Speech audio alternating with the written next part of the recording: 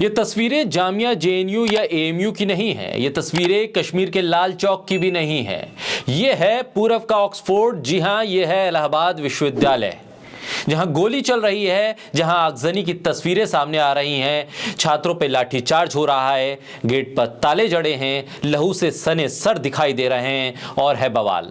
आखिर क्यों और कब तक यूनिवर्सिटीज दमन का केंद्र बनती रहेंगी? आखिर क्यों छात्रों की सुनने के लिए तैयार नहीं है सरकार?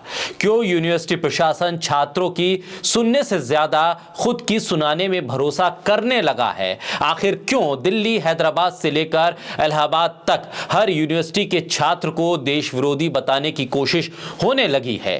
बोलता हिंदुस्तान पर मैं हूं आपके साथ मिर्जा शाकिर अली बेग। पिछले 100 दिनों से भी ज्यादा का वक्त हो गया है। छात्र 400% फीस बढ़ोतरी के खिलाफ इलाहाबाद यूनिवर्सिटी में अमरण अनशन पर हैं, लेकिन सुनने को सरकार तैयार नहीं है। मानो सरकार तय करके बैठी हो कि शिक्षा को इतना महंगा कर दो कि यूनिवर्सिटी में एडमिशन तो दूर की बात है, इसके बारे में सोचना भी छोड़ दें दलित, वंचित और अल्पसंख्यक। सत्ता में बैठे लोगों को शिक्षा से चिढ़ है या फिर शिक्षित होते दलित, वंचित और अल्पसंख्यकों से? इसका आकलन भी बेहद ज्यादा जरूरी है।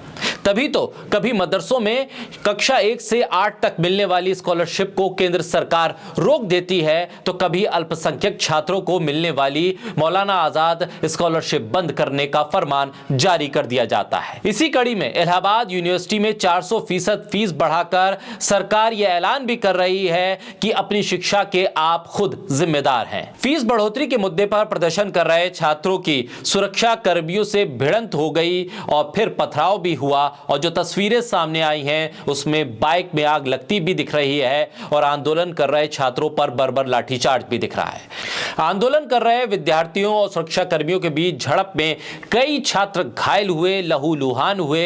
हिंसा और बवाल को देखते हुए विश्वविद्यालय को 20 दिसंबर यानी एक दिन के लिए बंद करने का यूनिवर्सिटी प्रशासन ने ऐलान कर दिया। यूनिवर्सिटी के पूर्व छात्र नेता और कांग्रेस के प्रदेश सचिव विवेकानंद पाठक बैंक में केवाईसी जमा करने के लिए जा रहे थे, तभी उन्हें गेट पर मौजूद गार्डों ने रोक दिया। उनकी गाड़ी को रोका और उसके बाद विवाद बढ़ने लगा।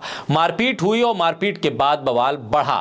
छात्रों ने विश्वविद्यालय के अंदर अपने विरोध को दर्ज कराया। उसके बाद आगजनी, तोड़फोड़ हुई और जो घटना सामने आई है वो वीडियो में साक्ष्य के तौर पर मौजूद है। देर रात इस घटना के लिए जिम्मेदार सुरक्षा कर्मियों पर एफआईआर हुई। लगभग 40 सुरक्षा कर्मी यानी यूनिवर्सिटी के उन गार्ड्स पर एफआईआर हुई। पूर्व छात्र नेता विवेकानंद पाठक के सिर पर भी चोट आई। उन्होंने कहा कि गार्डों ने मुझे बुरी तरह से पीटा, मारपीट की है और फायरिंग भी गार्डों की तरफ से हुई है।